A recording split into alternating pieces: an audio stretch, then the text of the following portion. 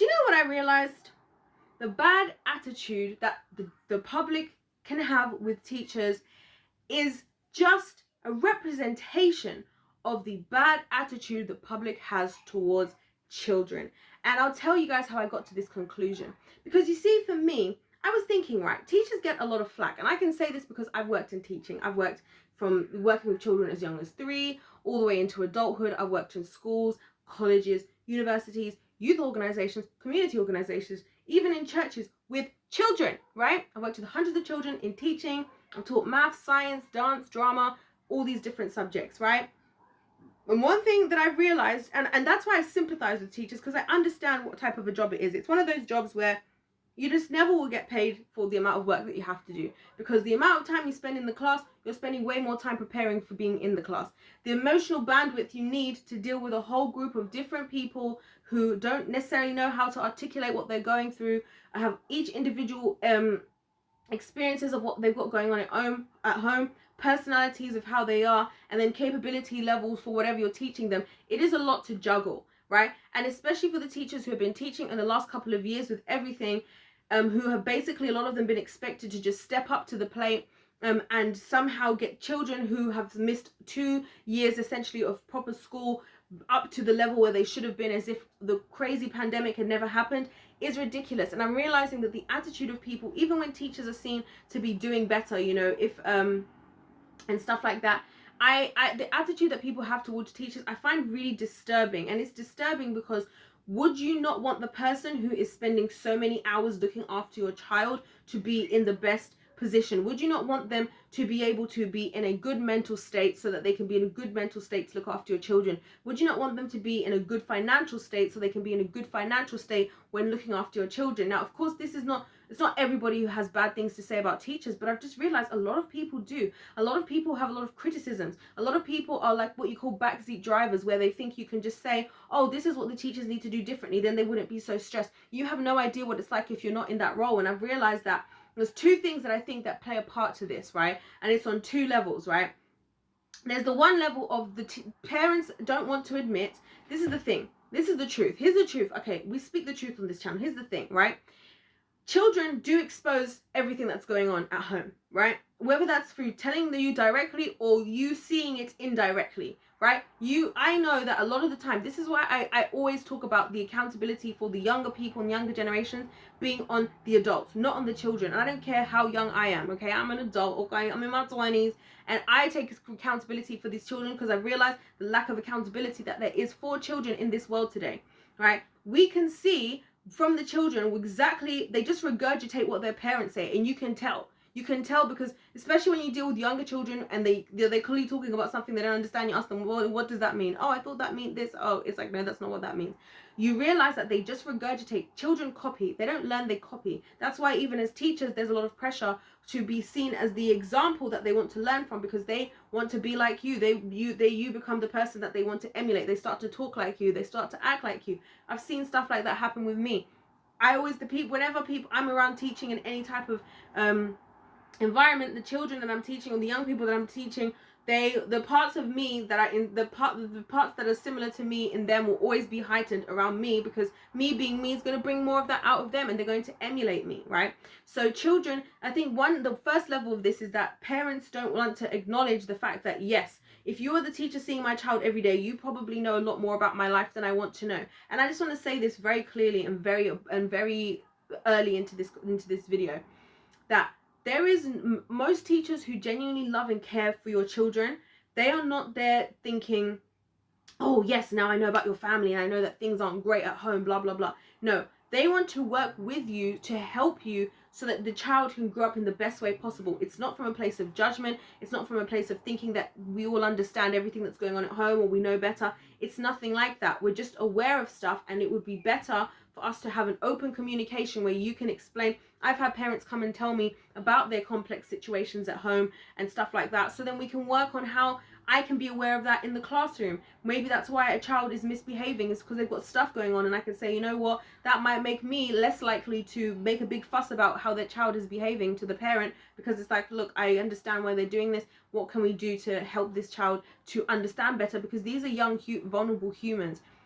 children are very emotionally vulnerable and they don't know how to articulate themselves. That's why a lot of people in their 20s and 30s, I talk about this a lot, a lot of people in their 20s and 30s, they're depressed, they're anxious, they're going through all these mental health issues because they're finally at the age where they can understand well enough and articulate well enough how they think and feel, and they've been going through stuff for so long that they didn't know how to deal with. They didn't even see things for how they were, and now their eyes are open because they're an adult and they can look back and they can see things for what they are, and now their life is in tatters because they're like, oh my gosh, this is crazy, I have all this trauma and childhood trauma. Everybody's healing their inner child. So just to say to the parents that, look, it's not that people are judging you. And I think this is what's so weird about jobs like teaching and parenting, especially parenting. Parenting, I realize, is one of the most controversial subjects to talk about, because as soon as you criticize any type of parental behavior, people will instantly be like, well, you don't know how hard it is to be a parent. No one can be a perfect parent. That's exactly the same way a teacher feels. That's exactly the same way a teacher feels, because your teacher, in the modern day society, you guys don't know this, a lot of you don't know this, but historically, first of all, in the United States of America, the only reason schools opened in the first place is because the founding fathers wanted to be able to teach everybody to read and write so they could read the Bible. That's how schools started, for one. Children used to learn directly from their parents. That's where they used to get their education from. Okay, obviously we've developed now, and so that parental thing that was initially parental has shifted now over into teachers, and there's plenty of teachers who love what they do, and I'm not saying there's anything wrong with that. I think education is great. It's great that there's people who have really delved into certain subjects who can teach from a place of really knowing that subject really well, the different children. But what we have to acknowledge in that is that there's a level of that is the job of the parent that has now shifted to the teacher, right? And so just because the teacher is bringing stuff up to you, just because the teacher's going through stuff, whatever, they're feeling the same feelings you are. So there's no help in you guys being against each other, because you're both trying to come to the same goal. But then that's what brings us on to point 3. The second part of what I was going to say. The truth of the matter is, the reason why a lot of people have such a bad attitude towards the teachers, right, is because they understand everything I just said, but they themselves don't really care about their children. And I've been thinking about this a lot. Like, how many people would still be having children if they had to school those children themselves? If they didn't have schools to take them to? Because don't get me wrong, I get it. Like when lockdown hit and everybody was at home and the children are at home, it's something you weren't used to. You're used to them being at school. So I'm not saying that if you're one of the parents who was complaining about having the children at home, that like, oh, you're wrong, you hate your children. I'm not saying that, because it's a shock. It's something that you're not used to. We all deal with, are all shocked and have a lot to go on for our head, and it can be very stressful mentally, emotionally, physically, and spiritually when we're in a situation that we haven't had to be in before. So it's not talking about that. But what it did show me was that, wow, so a lot of parents seem to be happy that they don't spend so much time around their children. And so then I'm kind of like, why do you have children? And this actually pushes then onto the children, which then goes back and affects the teacher, because what ends up happening is the child can sense that they're a burden. The child can sense when they're not wanted, or when they're just being pied off with everybody else. Then they don't have a sense of purpose. They don't have a sense of being believed in, right? And so that they don't even want to aspire to do anything great. They don't even care at school, because it's so true. I heard a bunch of teachers say this, and it's so true. Children's mental state, children can't learn unless they're in the mental state to be able to take in information. That's why, as many teachers will know, that when you're trying to teach something to children, if emotionally they're not there, they're not going to take in the information, because they're not in a state where that information even matters. Why does it matter for them? You can bark on and on and on to them about why they need maths and science and why they need an education. If they feel like their life doesn't mean anything because you treat them like their life doesn't mean anything, you treat them like a burden, then they're not going to be motivated to learn. What's going to motivate them to learn is know that there are people that believe in them and that care about them. And I always say this, if there's one thing I can give to a child, I will always try to give to every child I come across, is the belief in them, because I've seen that just that thing alone is transformational in a child, right? The truth is, a lot of parents, they don't really want to have children, and children can sense that. So then when they're in school, they don't want to try as hard now, because what's the point? What's the point of trying hard? My mum doesn't care, my dad doesn't care, I'm basically just taking up space. It's no wonder you've got so many children on antidepressants who are depressed and anxious and everything. And then in the end of it, do you know who deals with that? Then it's the teacher, because the teacher's now trying to teach a class and trying to reach these standards that the government and whoever else in the state or the the council or whatever has set for what the children need to achieve. You're competing with the other schools. You want to teach the children. You love your subject. You love the children. But then there's these couple children, they're not really focusing and paying attention. You're trying to get them to do the work. They're not doing it. You've got other people saying, oh, well, you're not doing your job properly, or you should try this, you should try that. It's like, listen, the issue isn't even what I'm doing right now. I want to collaborate with you. I'm not even trying to blame you, but in reality, the situation this child is going through is affecting them. And what I find is that what ends up happening in all of this is the teachers now end up leaving because it's getting too far, right? No one wants to take accountability for the children. Less and less parents are taking accountability for the fact that you brought this child into this world. This is your responsibility. They are not a burden. You do not need to remind them about how you paid for this and you did that and you did that. That just makes them feel like a burden. You don't need to remind them of all that, right? If you love them, tell them you love them. And have you noticed that it's always the parents? I've made this observation. It's always the parents who really give everything for their children, who always reap back more than they even sowed into those children, number one. And number two, whose children always end up successful because they have somebody believing in them. And there was even a teacher I was listening to earlier on a podcast talking about how one of her students went from scoring like 45 to like 87 purely because of one thing that teacher said, which that she believed in them. And that student literally came back to her and said, you know what, no one has ever told me that they believed in me. And on the contrary, that same teacher had been in a situation where there was a student who wanted a black student, and I don't know why I mentioned the race is irrelevant. There was a student who wanted to go, to college. They were a senior in high school, etc. And the reason why they decided not to, even though they were extremely intelligent, but they decided they didn't want to go anymore, is because the teacher told them because they were black, they're not going to amount to anything. I've had teachers say crazy stuff to me as well. It's really ironic because guess what? Everything everybody said was wrong. Everything everybody said was wrong. My chemistry teacher, when I was in the UK equivalent of like the last 2 years of high school, right, tried to tell me that, oh, I could never be however in chemistry, and I'm sitting here with a chemistry degree, bachelor's with honors and a year in research. Oh yeah, that's how I'm sitting here with. I've had people, my year 6 teacher, again, so that's like grade 5 in the US, tell me, oh, when I said I wanted to be an actress, that I would never be able to, I should choose something more realistic. Well, guess what? I've worked in the entertainment industry, doing way more than I ever thought I would ever do, in lots of different projects, professionally, informally, doing my own stuff. I achieved my goals that people told me I never set. I achieved them by like 18 years old. So I say all of this to say, and that's because God believed in me. That's why, not because of anybody else. And this is why I know this stuff is so important. This is why I'm so passionate about talking about this, because this is where this issue comes, and why it's so obvious when people don't actually care about their children. Children just need somebody that believes in them, and that changes everything about how a child feels. I see this myself with students I work with. The moment you be like, I think you can do this. Like, what? You think I can do this? Yeah, I think you can do this. Just do your best. It changes everything. And so the issue that we have now with the teachers, and this is why I really don't know what we're going to do at this point. Well, I have ideas of what we could do to be a solution to this on a grand scale, but I won't share those in this video. But we have to really take accountability for the young people. We have to be understanding towards the teachers that the workload that they deal with is so much greater than what you can ever possibly imagine, because they are dealing with everything that you as a parent don't want to deal with in your child is what the teacher then has to deal with. And the teacher's under way more scrutiny because they have people coming in to observe them. They have observable targets. What do you call them? Tangible, observable targets. It's like a phrase that's used, like, like in corporate worlds, of how you you check on the progress of something. So when your child isn't performing, people don't care. The states, the schools, the governments, the whatever, the parliaments, they don't care about the fact that the reason children didn't do well was because they were all going through stress, because domestic violence went up by, something like 30%, and now they've seen their parents fighting, or their father beating up their mum, or their mum beating up their dad, and that's made them not even want to go to school because now they're traumatized. They don't care about that because they've been set the target that, well, we need this percentage of students to be getting A's, and we need this percentage of students to be getting B's. These are the types of things that teachers are dealing with. And so when you have a bad attitude towards the teacher, and I think about this, I'm like, the reason why I don't have a bad attitude towards teachers, I never have and I never will, is because I'm entrusting my child with you. If I'm entrusting my child with you, I'm going to do every single thing I can to help you in that scenario. I'm going to give you every single piece of information I can to help you. I'm going to try and collaborate with you as much as possible, because that is my precious child.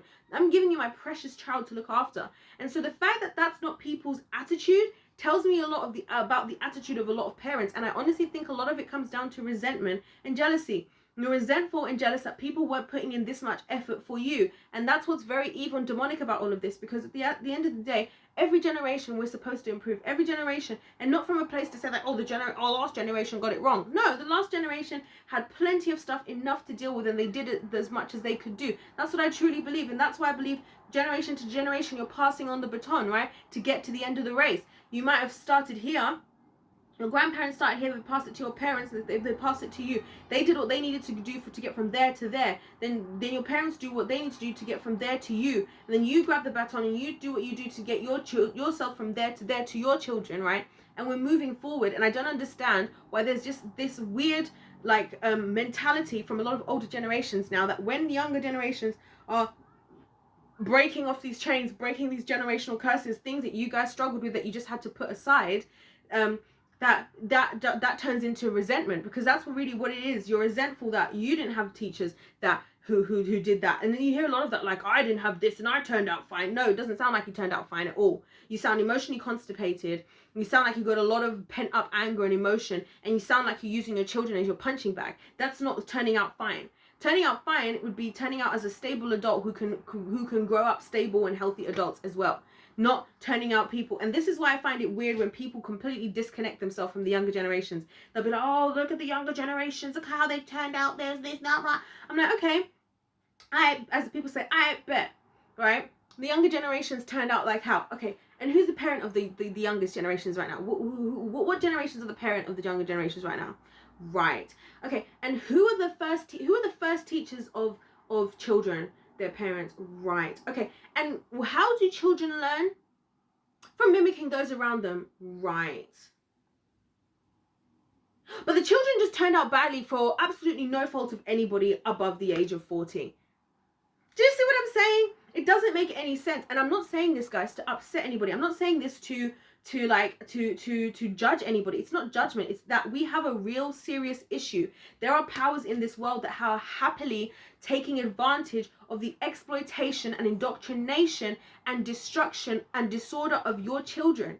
And if you don't recognize what's happening and let go of the chains, the shackles, the unhelpful, unhealthy, demonic traditions of the past, the next generation will be doomed. Because I'm telling you guys something. I've said this to people before. I hear parents complain like, oh, I've tried to tell my child to do their homework. I've tried to tell them to do this and they just don't do it. I'm like, think about when you were 16, when you were 15. How think about, even if some people had told you something 100 times 100 ways, it doesn't matter how many times they tell you, would have told you, you still would have made the wrong decision, because at that age you are not able to conceptualize things properly. You don't have a full understanding of the world. That's why you're supposed to have, that's why God gives parents to steward children, right? Like the Bible says, teach your child in the way he should go, and when he grows he shall not depart from it. Because then when your child becomes of age, they've now got the wisdom to navigate the world. They're not just running into the world shooting blindly in the dark, which is what a lot